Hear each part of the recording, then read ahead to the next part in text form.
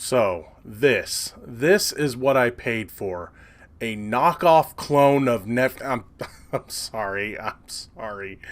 I can't even say this with a straight face. I've seen the first episode of The Mandalorian, and I love Disney Plus already.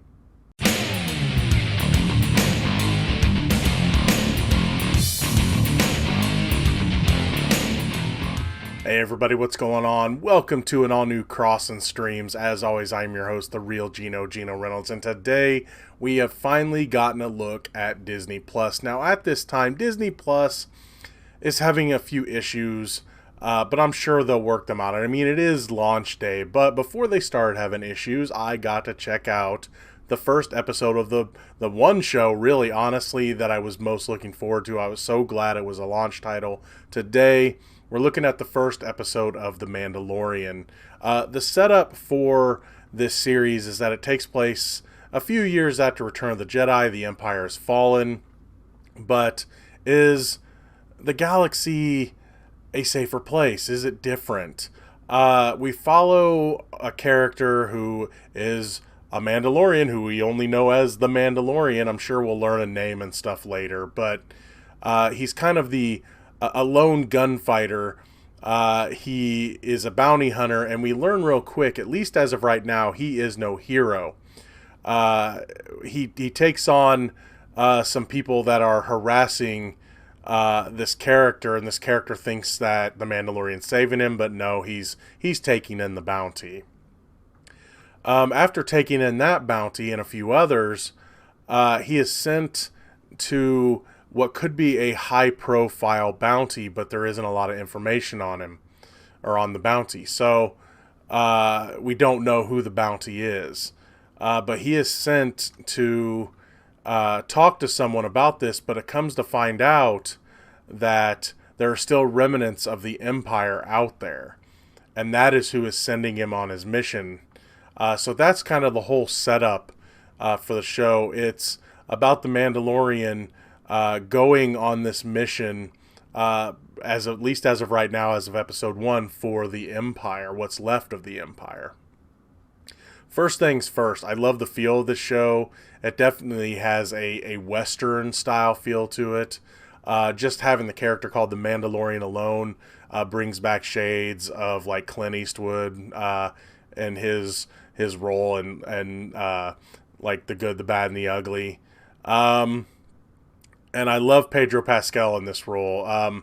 He is playing the part exactly like I hoped he would. And you can tell that is him in the armor, not because he takes off the mask, but there is a couple times the light shines on the visor of the helmet, and you can kind of see his face in there.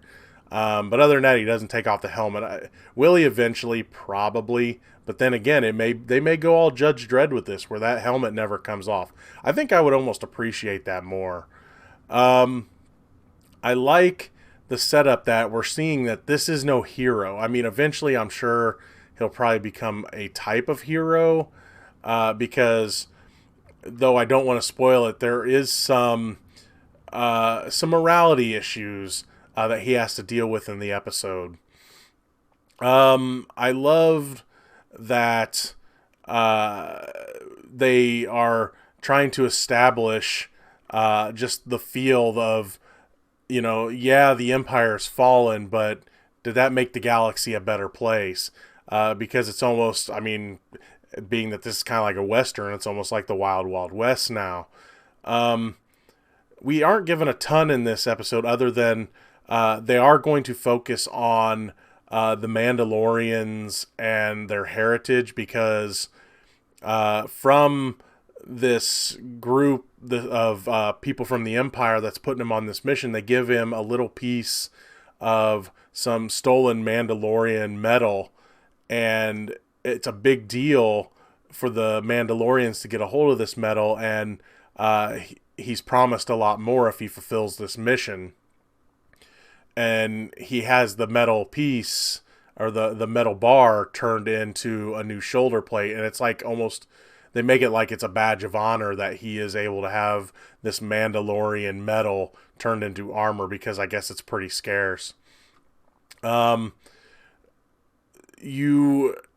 way they set this up is he goes to this planet to track down this bounty, and apparently a ton of other people have gone after this bounty and have not come back. We meet another character that kind of leads the way and shows him where to go.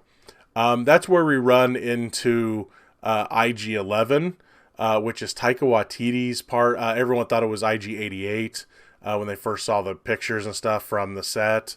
But it's IG-11, voiced by Taika Waititi. I will say you can't really tell it's Taika Waititi. Just the way he's talking and everything just doesn't seem like him. So honestly, you probably could have had anybody in that role. But hey, if he wants to be a part of Star Wars, then I have no problem with that. But there was just nothing behind the character. There was a little bit of humor there, but it was very dry humor. It's droid humor. And that's one thing I have to mention, that the Mandalorian seems to have issues with droids. He's offered a land speeder driven by a droid, and he's like, no droids, so they have a human do it. But yeah, so both him and IG-11 are going after this bounty, and they end up working together. But let's just say things don't turn out too well for one of them. And I have a feeling that it's okay. I mean, it's pretty obvious. Things don't turn out well for IG-11. But being that he's a droid and he's an interesting character, and by the way, watching him fight is awesome. He's spinning and turning, and his arms are flipping around, and it was just cool to watch him take out bad guys. But I have a feeling that this isn't the last we're going to see of this character, being that he's a droid. I won't spoil who the bounty is, but I have a feeling that I don't know if it's going to have any bearing on Rise of Skywalker, but you never know. I'm not sure where they're going with it, but who the bounty is, it's interesting. It's a really interesting choice, and it kind of answers a question that a lot of people have had when it comes to another character. And I don't want to say too much more, but it's kind of a surprise who the bounty is. So, and that's where the episode ends. We learn who the bounty is, and I'm not sure where they're going to go from there, but there's definitely going to be some morality issues for our main character, because with who the bounty is, I don't know. I have this feeling that he's not going to want to hand over this bounty to the Empire. So is it a strong first episode? Yeah, I'm hooked already. I love the main character. I loved IG-11. I'm curious to meet other characters as well. So yeah, I'm definitely hooked on this, and I can't wait to see more from this series.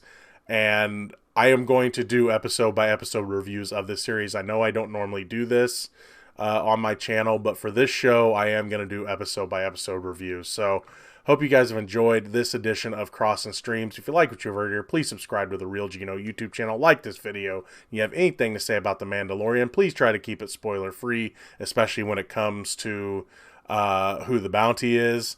Please feel free to leave a comment in the section below. Until next time, I'm your host, the Real Geno, Geno Reynolds. See you later.